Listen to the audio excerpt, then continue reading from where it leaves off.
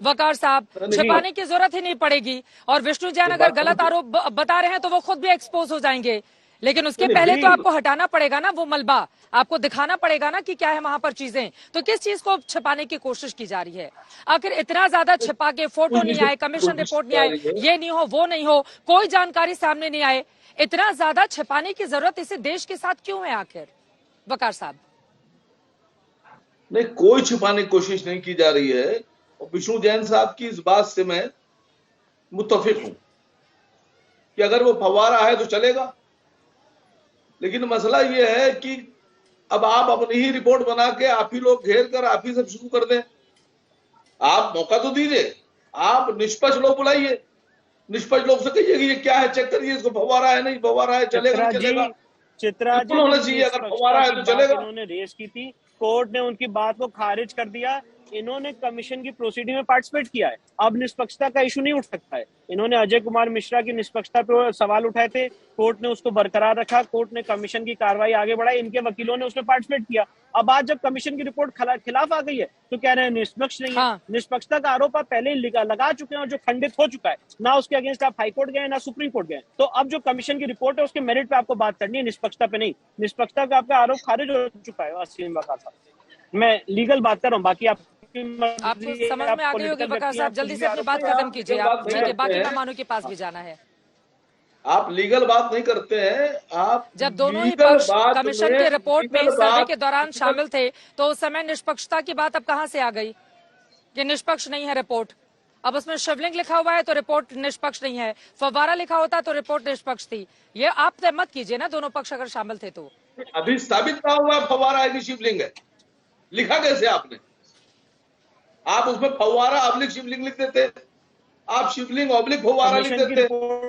Chitra ji, commission की report तो आ चुकी है, उसके बाद अगर साबित नहीं हुआ है तभी तो आदेश आएगा ना।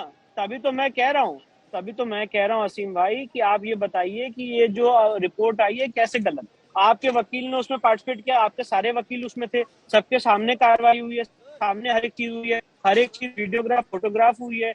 हमने खुद एप्लीकेशन लगाई कि वजू खाने की जो नीचे दीवार है उसको तोड़ा जाए।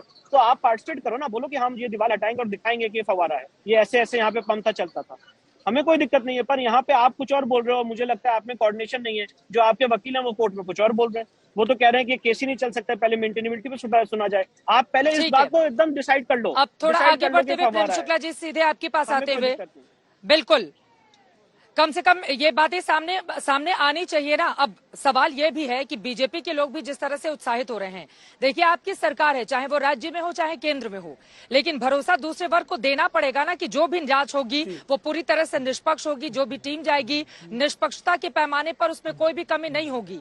इसका भरोसा आपको देना होगा प्रेम शुक्ला जी, और भरोसा न सिर्फ हिंदू पक्ष को बल्कि मुस्लिम पक्ष को भी, ताकि कम से कम जो भी न्याय हो उस पर लोगों का, आम आदमी का भरोसा कायम रहे। प्रेम शुक्ला जी। चित्रा जी, बहुत अच्छा प्रश्न है आपका। आप कृपा करके बताइए, न्यायालय जो है वो क्या सरकार के अधीन चलता है? न्यायालय ने जिस तरह से वहां पर न्यायिक प्रक्रिया को गति दी है, उस न्यायिक प्रक्रिया में निष्पक्षता पर संदेह की गुंजाइश कहां शेष है? न्यायालय ने मेंटेनेबिलिटी इन्होंने इश्यू उठाया, न्यायालय जो है 26 तारीख को उसको सुनने वाला है। इनका दूसरा इश्यू जो सर्वे को लेकर का था, उस सर्वे पर जो है सर्वे पर इनकी जो आपत्ति थी सर्वेयर के निष्पक्षता पर, उसको खारिज किया जा चुका है।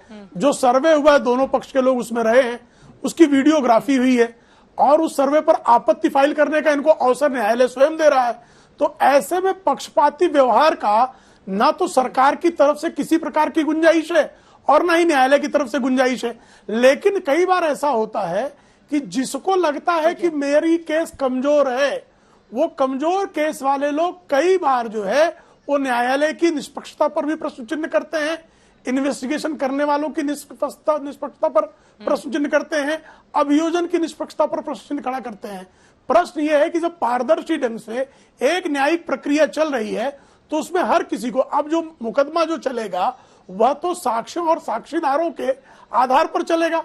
साक्ष्य अगर इनके पक्ष में होंगे, साक्षीदार अगर इनके पक्ष में होंगे तो निर्णय इनके पक्ष में देने के लिए विधि के आलोक में न्यायपालिका का जो न्यायाधीश है, जिसके संदर्भ में स्वयं सुप्रीम कोर्ट के विद्वान न्यायाधीश जस्टिस डीवाई चंद्रचूड़ ने कहा कि डिस्ट्रिक्ट जज जो है वो 25 वर्ष का अनुभव वाला व्यक्ति है, जिसको न्यायिक प्रक्रिया का समग्रता में ज्ञान है, अनुभव है, और वह प्रक्रिया जो है अगर न्यायिक प्रक्रिया में किसी प्रकार की त्रुटि हो तो सामने लाई जाए। न्यायिक प्रक्रिया जो है त्रुटिहीन है तो उसको स्वीकारिए। इनके जो पक्षकार हैं, जो इनके पैरोकार हैं, जो इनके वकील हैं, क्या उन्होंने न्यायालय की निष्पक्षता पर कोई संदेह जाहिर किया है? तो नहीं जाहिर किया है। अब राजनीतिक व्यक्तियों को उसमें राजनीति का अवसर देखते हुए अनावश्यक जो है एक वर्ग विशेष को, संप्रदाय विशेष को उत्तेजित करने पर आमादा है, तो यह उनकी अपनी राजनीति है, इसका उस मामले से कोई लेन देन नहीं है।